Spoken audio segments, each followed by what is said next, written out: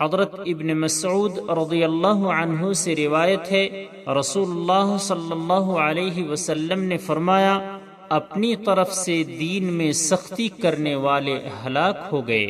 آپ نے 3 مرتبہ یہ ارشاد فرمایا۔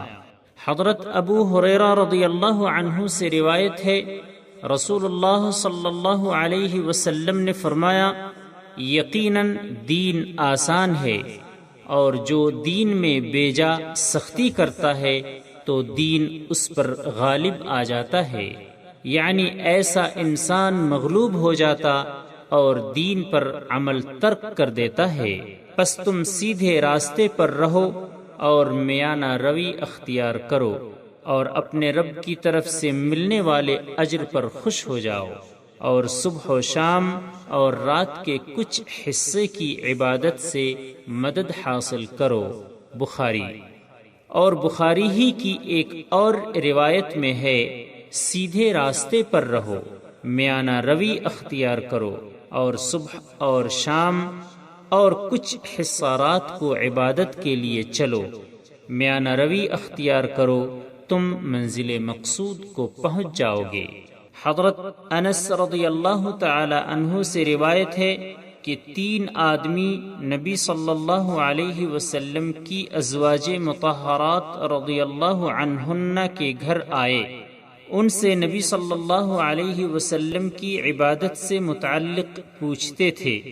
جب ان کو اس کی تفصیل بتلائی گئی تو گویا انہوں نے اسے کم سمجھا اور کہا کہ ہمارا اور نبی صلی اللہ علیہ وسلم کا کیا مقابلہ، آپ کے تو اگلے پچھلے تمام گناہ معاف کر دیے گئے ہیں، اس لیے ہمیں تو آپ سے زیادہ عبادت کرنے کی ضرورت ہے۔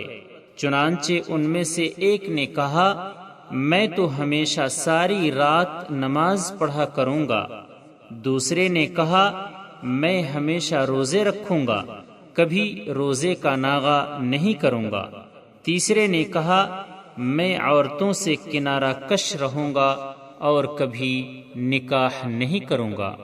رسول اللہ صلی اللہ علیہ وسلم کو جب یہ باتیں پہنچیں تو آپ ان کے پاس تشریف لائے اور ان سے پوچھا، تم نے اس طرح کہا ہے؟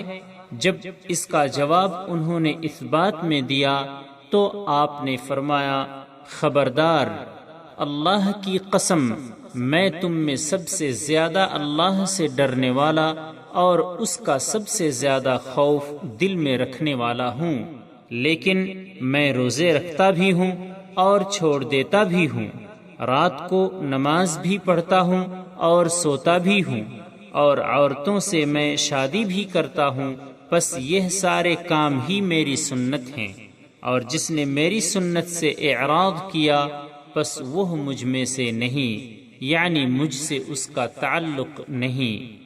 بخاری و مسلم۔